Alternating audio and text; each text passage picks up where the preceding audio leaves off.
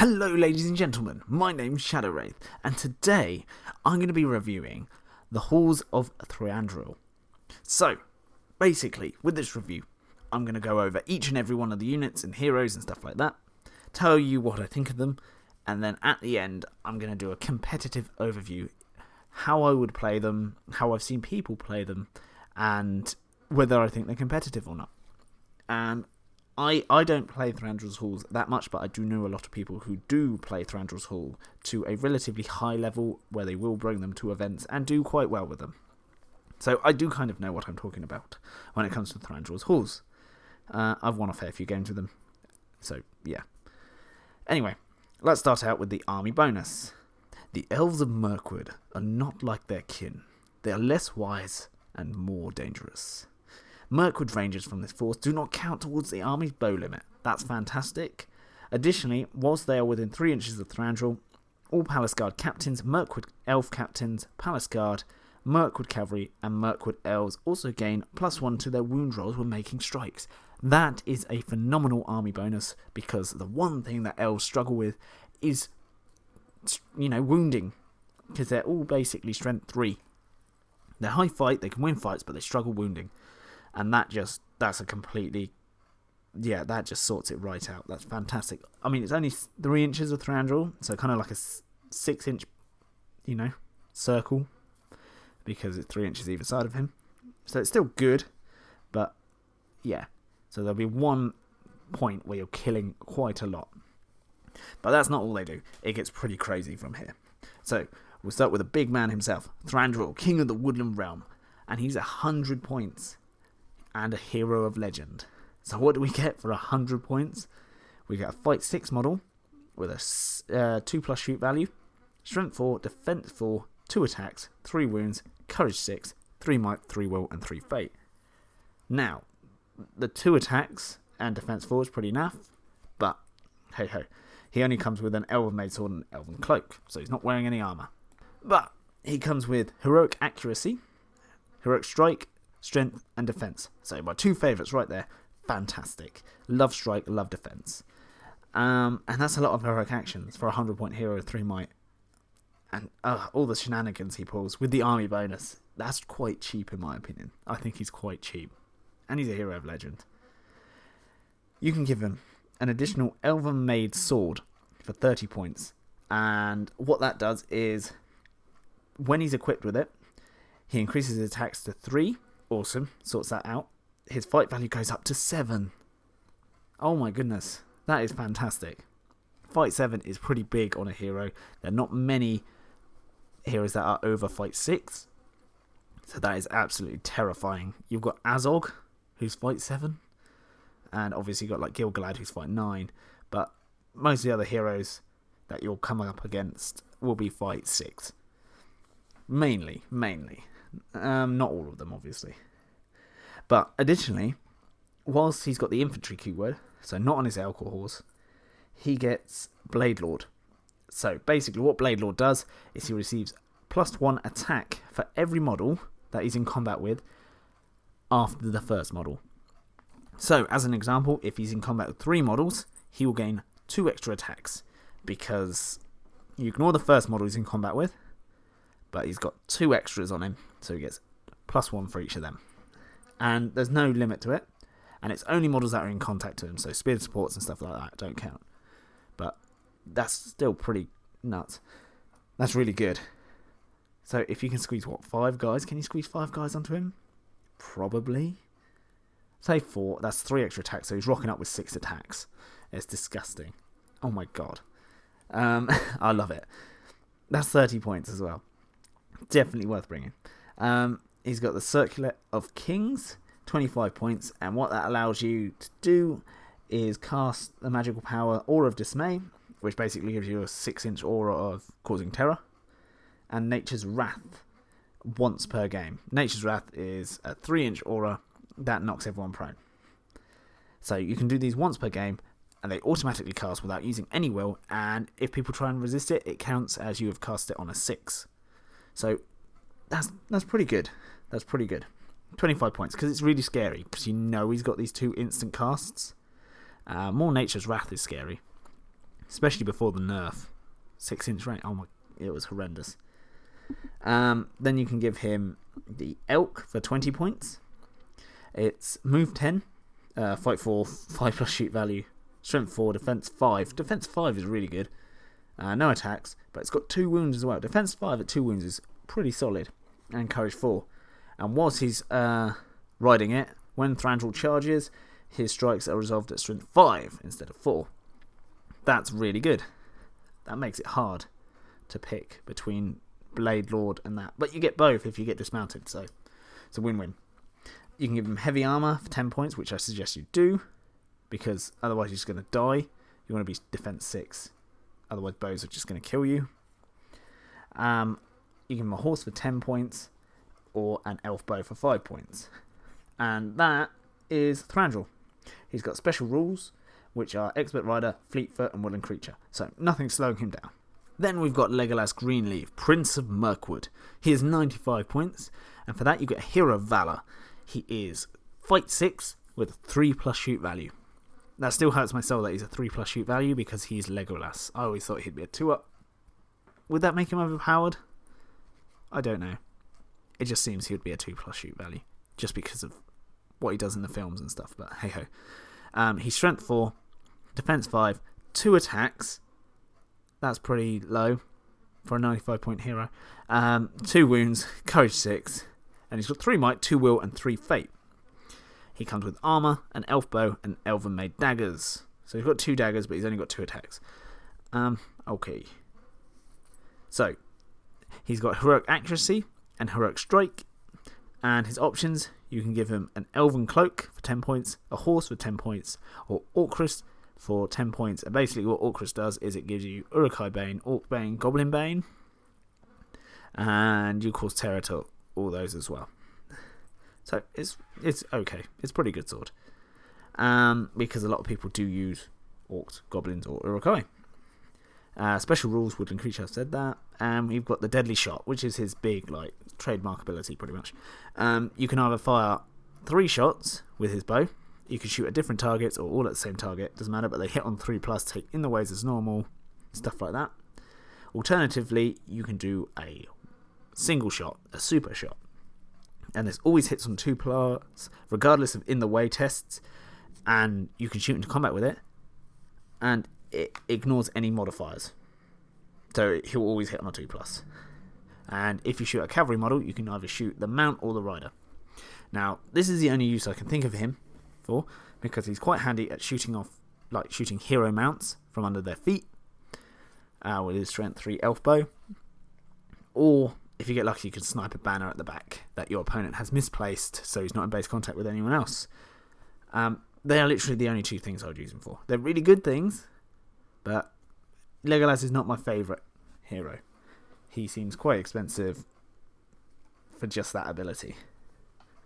Anyway, moving on, we've got Tauriel, and I do tend to bring Tauriel over Legolas, but that's my opinion.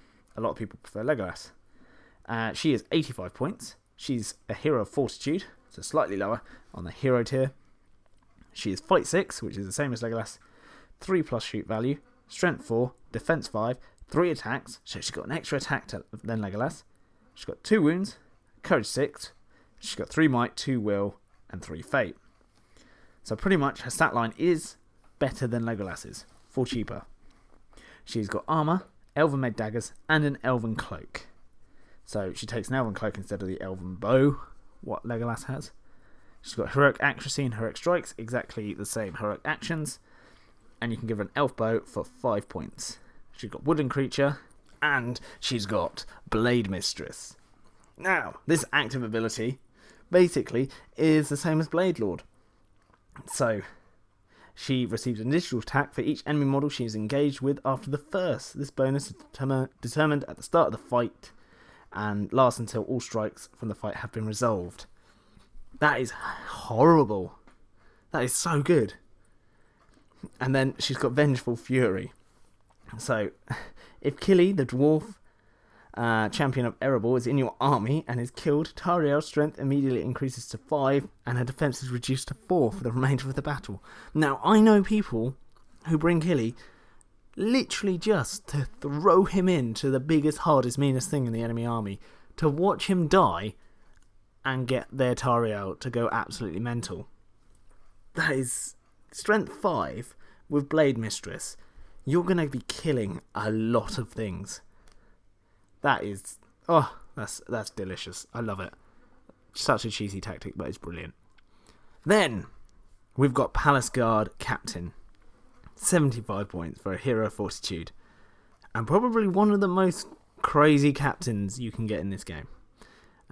Bear with me, I'll get to it. So, he's got heavy armour and an Elven-made hand and a half sword.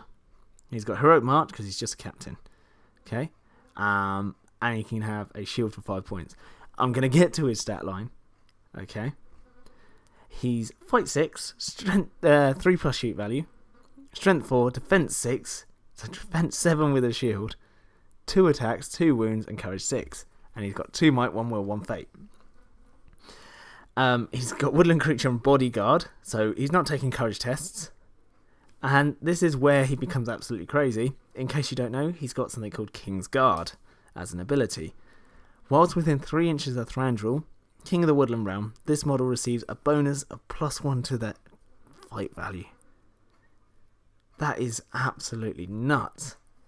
So he's Fight 7. I was just talking about how rare it is to see a hero at Fight 7. And you can have a captain be Fight 7 and Defense 7 with +1 to wound with a hand and a half sword. So you could technically 2-hand the sword and be +2 to wound at Fight 7. That is, because if you've got spear support, you've still got Fight 7 in the fight. It doesn't matter. And you've got multiple people on one thing. Why not? Because if you trap them and you've got multiple L's, his Fight 7 still counts. You roll a 6, you'll probably win. Because you're tying with like trolls. Yeah, nuts. And you can be +2 to wound them with 4 attacks. So yeah, that is crazy. Then we got the Mirkwood Captain for 75 points as well. He's a Hero of Fortitude.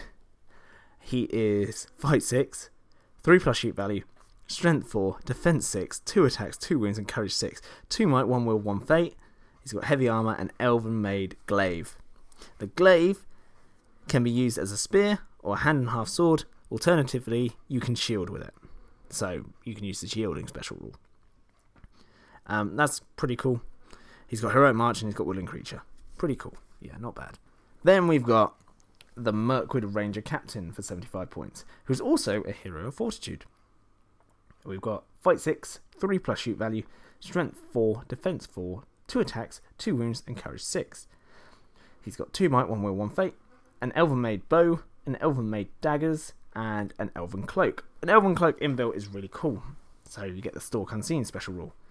Thranduil's got that, and if he's infantry, you've got Stalk Unseen, so it's pretty good at stopping you from getting shot at by like a ballista or something. Because you never know, they might roll a 6 and hit Thranduil and one-shot him. So he's got Heroic Accuracy, so no march for this guy. He's got Woodland Creature, and he's got Knife Fighters. So basically it's the same as Blade Mistress or Blade Lord, but it caps off at a maximum of 3 bonus attacks. That's it. Then we've got the Warriors. So we've got Palace Guard. And Palace Guard are just... yeah, they're the cream of the crop. They're amazing. 12 points. Okay. They're Fight 5 with 3 plus shoot value. Strength 3, Defense 5, 1 attack, 1 wound, Courage 5. They've got heavy armour and an Elven-made hand and a half sword. You can give them a Warhorn for 30 points, a Banner for 25, a Shield for 1, and a Spear for 1. They've got Bodyguard and Woodland Creature, and they also have King's Guard special rule, which is, whilst they're within 3 inches, they get +1 to their fight value if they're near Thranduil. So, with a Shield, they are Defense 6, which is really good, and they are Fight 6, which is the same as most heroes. Okay? Just saying, it's the same as Aragorn, the same as Boromir. That is crazy. I would not want to go anywhere near that section of the battle line with my heroes, because I would have to strike just to make sure I'd win, because they've got Elven-made weapons as well. Oh, it's just filthy. It's just filthy that they get that, because elves needed more fight value. we've got the Mirkwood Elf. Oh, and don't forget they get +1 to wound as well. So, yeah, there's that. 9 points for Mirkwood Elf. They're Fight 5, 3+ shoot value, Strength 3, Defense 5, 1 attack, 1 wound, Courage 5. They've got Heavy Armour, an Elven Made Hand and Half Sword. They can have a Banner, an Elf Bow for 2 points, Elven Made Glaive for 2 points, or a Shield for 1 point. And they've got Woodland Creature, and +1 to wound. Mirkwood Cavalry is 16 points. So they are Fight 5, 3+ shoot, Strength 3, Defense 5, 1 attack, 1 wound, Courage 5, Heavy Armour, Elf Made Hand and Half Sword, and a Horse. And they get a Banner for 25 and a Shield for 1. So that's really solid. Really high armour, these elves. He's got Expert Rider and Woodland Creature. And he's got King's Knights. Whilst mounted, Mirkwood Cavalry models count as being on range of a banner whilst they're within 6 inches of Thranduil, the King of the Woodland Realm. That is solid. That's really good, because the cavalry would be further out, so a 6-inch banner would be really handy for them. And it makes it viable for you to put him in a warband with his cavalry, because they'll have the +1 to wound within 3, and there'll be a banner reroll within 6 of him. Then we've got the Mirkwood Rangers. They're 14 points. Quite expensive. A lot of people think these guys are a bit too expensive, and I can see why.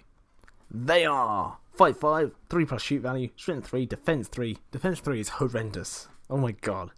1 attack, 1 wound, Courage 5. They've got an Elf Bow, Elf Made Daggers, and Elven Cloak. So they get an Elven Cloak at least, so they can't be shot at if they're in cover. They get a Warhorn for 30 points, they've got Woodland Creature, and they've got the Knife Fighter ability that the captain had. So they're okay. They're okay. I do like the look of them. I bought them for the Rule of Cool mainly, because a Mirkwood Ranger list just seemed fun. Not for my opponent, because it's a lot of shooting, but it's just cool. And then we've got a wacky warrior here, called the Wood Elf Sentinel for 25 points.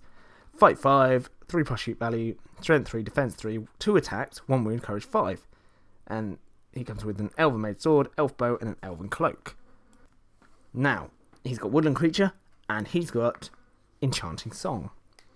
So basically what this does is you can sing 1 song a turn, and it's like casting a magical power, except that it automatically casts and cannot be resisted, and it doesn't cost this warrior any will, not that he has any. And we've got the Hymn of Elbereth, which is a 12-inch range. This beautiful song raises the spirits of the targeted model. The friendly model will automatically pass all courage tests for the remainder of the turn. So that's pretty good if you need to guarantee a charge. Absolutely, without doubt, this warrior is going to get into combat with that scary thing. So you can use it for a Mirkwood Cavalry, to get a trap, anything like that. So, yeah, it's okay. It's pretty good. And then we've got Eldamar Madrigal, range 12 inches. The target enemy model must immediately take a courage test. If the test is passed, nothing happens. However, if it is failed, the target model falls under the control of the opposing player, who then may move it up to its maximum move, even if it has already moved. And you can't make it enter an enemy control zone. You can't make it dismount or anything like that, or lay down, or cause any actions that will cause them harm, like jump off a cliff. And you can't do anything that would require a model to roll a d6, such as a jump test. Effective models may not move further that turn. So that's pretty handy for like a Hail Mary. Like, I don't need that guy to get into combat with Thranduil because he'll trap him. So I'm going to try and enchant him with my lovely little ditty. And it doesn't matter where you move him because he can't move anymore. And it's also good for like getting rid of they're good against Mirkwood spiders. If you've got a Mirkwood spider hanging about, you want to get rid of it. They're courage 2. You just take a courage test. Alright, move 10 inches over there. And then we got the Lay of Gondolin. This somber verse recalls the mighty elf city of Gondolin, a name fit to freeze the hearts of evil beings. If the sentinel sings this song, they cause terror until the end of the turn. Yeah, just in case you want a scary Wood Elf Sentinel. He might be surrounded, and you get to go first, and you go like, you know what? I'm going to blow my little flute, and I'm scary. And you never know, some orcs might not get into him. Sure, why not? Anyway, that is all their dudes and dudettes. Are they competitive? Absolutely. They are competitive. The army bonus is fantastic. They've got fantastic options for units. They've got a pretty good variety. You've got your ranged units, you've got your cavalry, you've got heavily armoured infantry. Yeah, you've got awesome heroes. Yeah, they're really strong. Really, really strong. You've got all the fight value in the world, and you've got killing power in places near Thranduil. So, we'll start with... Yeah, we'll go with that. That's their pros. Their cons, if Thranduil dies, A, it's definitely going to be your leader who's dead, unless you've got allies. And B, you're going to lose a lot of stuff when Thranduil dies. I've always killed Thranduil. In every single game I've played against Thranduil's Hall, I have always managed to kill Thranduil because he is my top priority. A, he's leader kill, and B, he is a very big part of the army. So you have to be really careful with him. But what's the expression? Don't put all your eggs in one basket, because if someone comes up and cuts the basket's head off, you're going to lose all your eggs. So, yeah, there is that. But, hey-ho, it's not the end of the world. A lot of armies rely on a big hero. So, how would I play them? Well, firstly, obviously I'll bring Thranduil. I'd probably go with him on foot, because I like the Blade Lord ability. I think it's fantastic. I think it's terrifying. And yeah, you can stick him in a block of infantry quite happily. And him on his elk base, I love the elk, don't get me wrong, gorgeous model. But it's really easy to trap. Such a big base, it's so easy to trap it. And you get so many models on it. And if he does end up getting trapped on his elk base, he's gonna die. Quite easily. And I would give him the additional sword, obviously, to get the Blade Lord ability. Would I give him anything else? Yes, heavy armour. But I don't give him the crown. A lot of people do. A lot of people who play their Thranduil's Hall competitively do give him the Circlet of Kings, because it's good having them two spells. But I think it's quite a lot of points, and it depends how many points you're playing. If you're playing high points, sure, go ahead, kit out Thranduil, because you're putting all your eggs in one basket, so you might as well keep doing it. But yeah. What else do I bring? I would bring, definitely, as a captain, Palace Guard captain, and stick him with Thranduil, because Fight 7 captain with a Fight 7 Thranduil with +1 to wound as well. I mean, he's only got 2 attacks, but still, that is nuts. And he can be defense 7, so he's hard as nails to kill. He can kill quite happily and win fights. Perfect combo there. And then a small contingent of Palace Guard around Thranduil. So you don't need to go full out Palace Guard, but I definitely at least put Palace Guard as spear supports behind wherever Thranduil is. You can have Mirkwood Elves up front. Whatever. Other than that, I love Palace Guard. They're quite expensive though. So Mirkwood Elves, you fill out the remainder. If you've got some spare slots, you can put some rangers in there, but I would prioritise some cavalry. I always bring cavalry with my lists. Always. Because it's good at countering cavalry charges. So if Gothmog charges into Thranduil, and Thranduil's infantry, I can then chuck a Mirkwood cavalry into Gothmog, and he loses his charge bonuses. Perfect. You can also use cavalry for other shenanigans as well, which I like doing. You can help trap other models. You can help, deny charges to other models by using their control zones, and they're really quick, and they can get into places with their 10-inch move that warriors can't reach. Along with that, you definitely want a banner, at least one. Always bring a banner to your lists, because some scenarios reward you for having a banner, but if you don't have one and your enemy does, you are giving away 3 points unless you kill their banner. And they don't even need to, they can keep the 3 points. I've seen people, run their banner to the other side of the deployment zone. They've seen, hey, this guy hasn't got a banner. I get a bunch of victory points because I've got a banner and the enemy don't. Mr. Bannerman, you're going to run to the other side of the board. You're safe. You're going to just get me those points. So it's always good to have a banner. As for other big hero, I personally like Tauriel, because she's an absolute beast in combat. That's pretty much it. Legolas is more expensive, but the only thing you're getting with the more expensive is 1 less attack, but you're super 2+ to hit shot. So if you think it's worth it, go for that. If not, then go Tauriel. That's how I'd kind of go about doing it. And then you've got your killing center, so you can like do all sorts of funny shenanigans, good formations. So you can go, you know, sure, you can go for the pig's head and try and pierce through the center of the enemy line if you're fighting a shield wall with Thranduil and all his +1 to wound, +1 fight value Palace Guard. Or you can, yeah, there's lots of things you can do with this army. It's really good. That's my review on Thranduil's Hall. I love them. I don't love to fight them. Elves are the bane of my existence, but they're a big thing in Middle-earth. So we have to deal with them. I hope you enjoyed the video. If you did, please do leave a comment and tell me if you liked it, or if I missed anything, or if you play Thranduil's Halls, tell me what you think of them. And if you like the video, hit the like button. That'd be fantastic. Really help my channel out.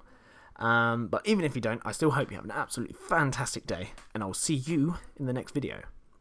Goodbye.